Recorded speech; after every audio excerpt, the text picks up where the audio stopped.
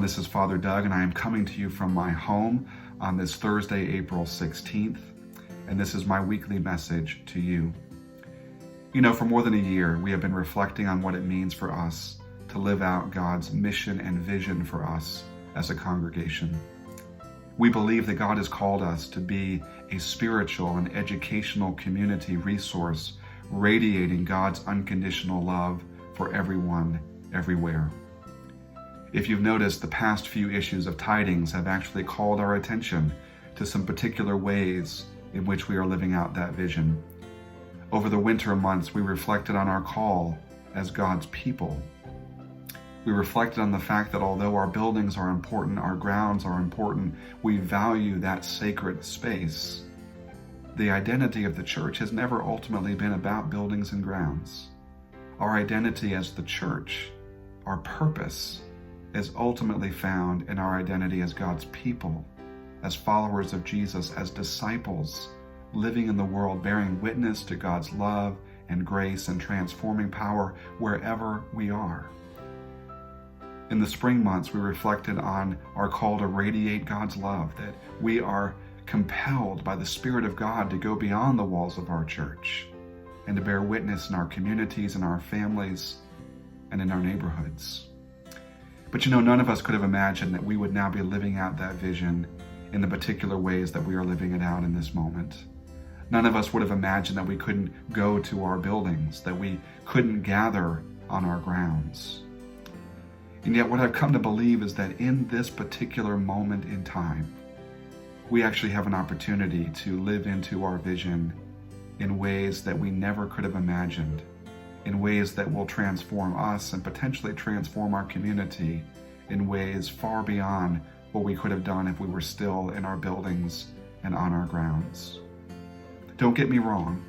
I look forward to the day when we can gather back in our sacred space and gather on our grounds, but I hope that we won't lose sight of the fact that our mission field, our vision, calls us in to the world,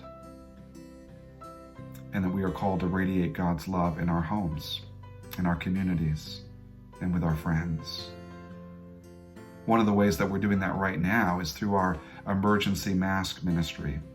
I talked about this in my weekly message last Thursday, but of course, since that time, government officials have urged us all to wear masks in public whenever possible, especially our essential workers who are putting their lives in harm's way.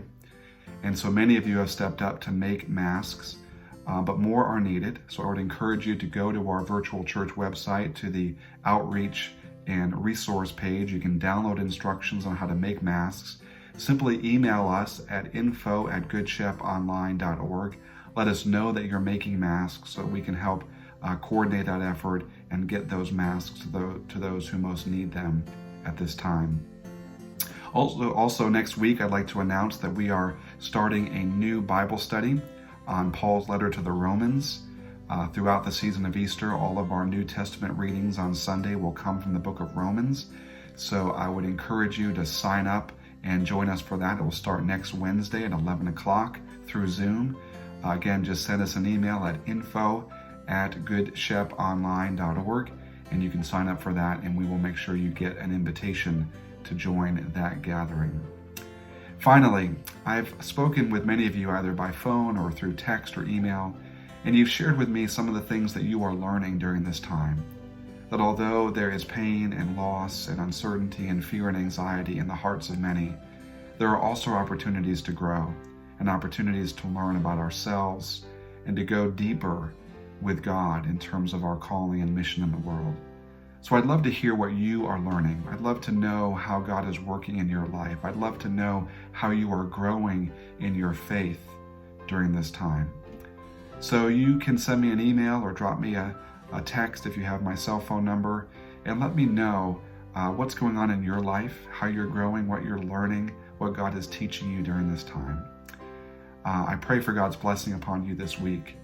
May you continue to know God's peace and God's love and God's grace in your life. Know that I'm praying for you, that we are here for you as a staff at both our church and school. And I look forward to being with you in any way we can, through Zoom, through email, through text, and one day in our buildings. Have a great week.